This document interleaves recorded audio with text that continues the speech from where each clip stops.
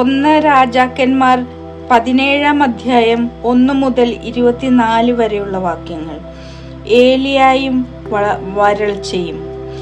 ഗിലെയാദിലെ തിഷ്ബയായിൽ നിന്നുള്ള ഏലിയ പ്രവാചകൻ ആഹാബിനോട് പറഞ്ഞു, ഞാൻ സേവിക്കുന്ന ഇസ്രായേലിന്റെ ദൈവമായ കർത്താവാണേ, വരും കാലങ്ങളിൽ ഞാൻ പറഞ്ഞതല്ലാതെ മഞ്ഞോ മഴയോ പെയ്യുകയില്ല. കർത്താവ് ഏലിയായോട് അരുൾ ചെയ്തു, നീ പുറപ്പെട്ട ജോർദാന് കിഴക്കുള്ള കെരീത്ത് അരുവിക്ക് സമീപം ഒളിച്ചു താമസിക്കുക. നിനക്ക് അരുവിയിൽ നിന്ന് വെള്ളം കുടിക്കാം. ഭക്ഷണം തരുന്നതിന് കാക്കയോട് ഞാൻ കൽപ്പിച്ചിട്ടുണ്ട്. അവൻ കർത്താവിന്റെ കൽപ്പന അനുസരിച്ച് ജോർദാന് കിഴക്കുള്ള കെരീത്ത് നീർച്ചാലിനരികെ ചെന്ന് താമസിച്ചു. കാക്കകൾ കാലത്തും വൈകിട്ടും അവന് അപ്പവും മാംസവും കൊണ്ടുവന്ന് കൊടുത്തു. അരുവിയിൽ നിന്ന് അവൻ വെള്ളം കുടിച്ചു. മഴ പെയ്യായികയാൽ കുറെ നാളുകൾ കഴിഞ്ഞപ്പോൾ അരുവി വറ്റി. ഏലിയ സറേഫാത്തിൽ. കർത്താവ് ഏലിയായോട് അരുളി ചെയ്തു, നീ സീദോനിലെ സറേഫാത്തിൽ പോയി വസിക്കുക. അവിടെ നിനക്ക് ഭക്ഷണം തരുന്നതിന് ഞാൻ ഒരു വിധവയോട് കൽപ്പിച്ചിട്ടുണ്ട്. ഏലിയ സറേഫാത്തിലേക്ക് മടങ്ങി പട്ടണ കവാടത്തിലെത്തിയപ്പോൾ ഒരു വിധവ വിറക് ശേഖരിക്കുന്നത് കണ്ടു.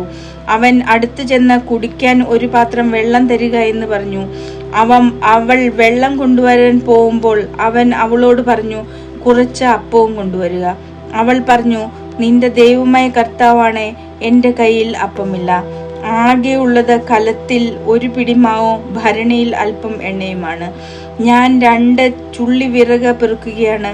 ഇതുകൊണ്ട് ചെന്ന് അപ്പമുണ്ടാക്കി എനിക്കും എൻ്റെ മകനും കഴിക്കണം. പിന്നെ ഞങ്ങൾ മരിക്കും.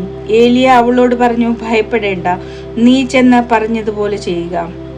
എന്നാൽ ആദ്യം അതിൽ നിന്ന് ചെറിയ ഒരപ്പം ഉണ്ടാക്കി എനിക്ക് കൊണ്ടുവരണം.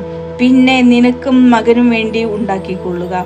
എന്തെന്നാൽ താൻ ഭൂമിയിൽ മഴ പെയ്യ്ക്കുന്നത് വരെ കലത്തിലെ മാവ് തീർന്നു പോവുകയില്ല, ഭരണിയിലെ എണ്ണ വറ്റുകയുമില്ല എന്ന് ഇസ്രായേലിന്റെ ദൈവമായ കർത്താവ് അരുളി ചെയ്യുന്നു. അവൾ ഏലിയ പറഞ്ഞതുപോലെ ചെയ്തു. അങ്ങനെ അവളും കുടുംബവും അവനും അനേക ദിവസം ഭക്ഷണം കഴിച്ചു. ഏലിയ വഴി കർത്താവ് അരുളി ചെയ്തതുപോലെ കലത്തിലെ മാവ് തീർന്നു പോയില്ല, ഭരണിയിലെ എണ്ണ വറ്റിയതുമില്ല. ആ ഗൃഹനായികയുടെ മകൻ ഒരു ദിവസം രോഗബാധിതനായി. രോഗം മൂർച്ഛിച്ച ശ്വാസം നിലച്ചു. അവൾ ഏലിയായോട് പറഞ്ഞു, ദൈവപുരുഷ, എന്തുകൊണ്ടാണ് അങ്ങ് എന്നോട് ഇങ്ങനെ ചെയ്തത്? എൻ്റെ പാപങ്ങൾ അനുസ്മരിപ്പിക്കാനും എൻ്റെ മകനെ കൊല്ലാനുമാണോ അങ്ങ് ഇവിടെ വന്നത്? ഏലിയ പ്രതിവചിച്ചു, നിന്റെ മകനെ ഇങ്ങ് തരിക.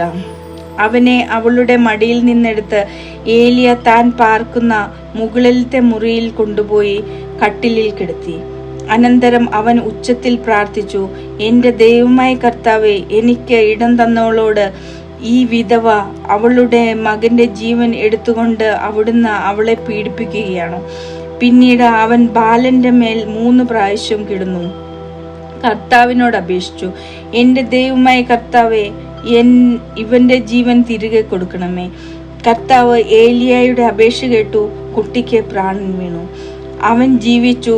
ഏലിയ ബാലനെ മുകളിലത്തെ മുറിയിൽ നിന്ന് താഴെ കൊണ്ടുവന്ന് അമ്മയെ ഏൽപ്പിച്ചുകൊണ്ട്, ഇതാ നിന്റെ മകൻ ജീവിച്ചിരിക്കുന്നു എന്ന് പറഞ്ഞു.